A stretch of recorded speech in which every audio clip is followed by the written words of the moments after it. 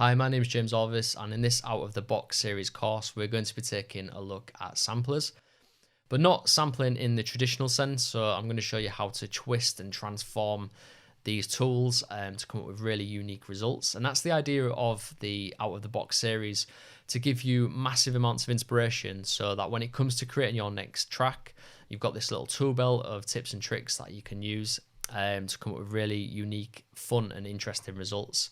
So these are tips and tricks that I've developed myself, and with these I'm able to never get bored when it comes to the sound creation within music. They're really easy tricks to employ as well. But every time I use them, I discover something new and it leads me to a different result.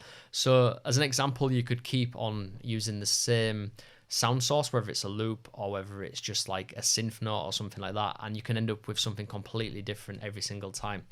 So let me just quickly explain what we're going to do in the course. So I've got 6 modules. The first one is a really easy one, but very effective. And we're going to take a look at using samplers algorithms to make sounds sound really dusty and lo-fi. It's a really, really cool one to use. That one's just to ease you in. And then we're going to get onto the really cool stuff. So we've got creative artifacts, how we can stretch samples out to create organic texture beds and to make really glitchy vocals and things like that. And then we're going to take a look at taking any bass loop, or you could take any lead loop and pitch it down, and we're gonna start with that, and then I'm gonna show you how you can transform that into something which I think sounds a little bit like the Moog DFAM. So I'm able to create these like really cool modulated rolling bass loops that are really punchy and analog sounding from any sound source, most preferably a bass loop. But yeah, I'll show you how we can do that, and I really enjoyed making that one, and I managed to come up with something really cool.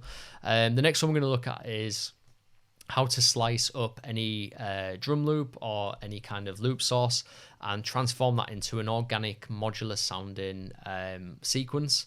And a lot of people use this technique in the sense that they slice up a loop and then just basically draw in MIDI notes and rearrange it. That's not what we're going to do. The idea of this course is that we're going to do those simple techniques, but then we're going to take it a lot of steps further and create something that's very, very unique and interesting.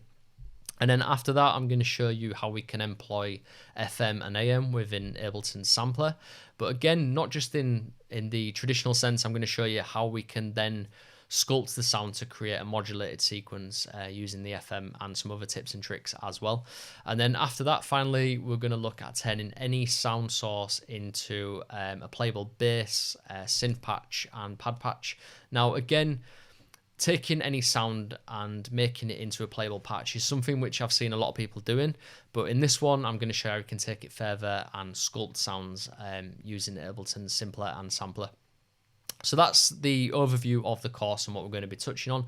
But the main thing to take away is that this course is there to help you guys get loads of inspiration. So the next time you're in the studio, you're not getting down with using the same techniques every time and getting yourself in creative ruts. This is really going to get you out of that. And just by experimenting, playing with these, I'm sure you're going to come up with tons of track ideas like I have. My name is James Orvis. I hope to catch you on the course, and I will see you soon.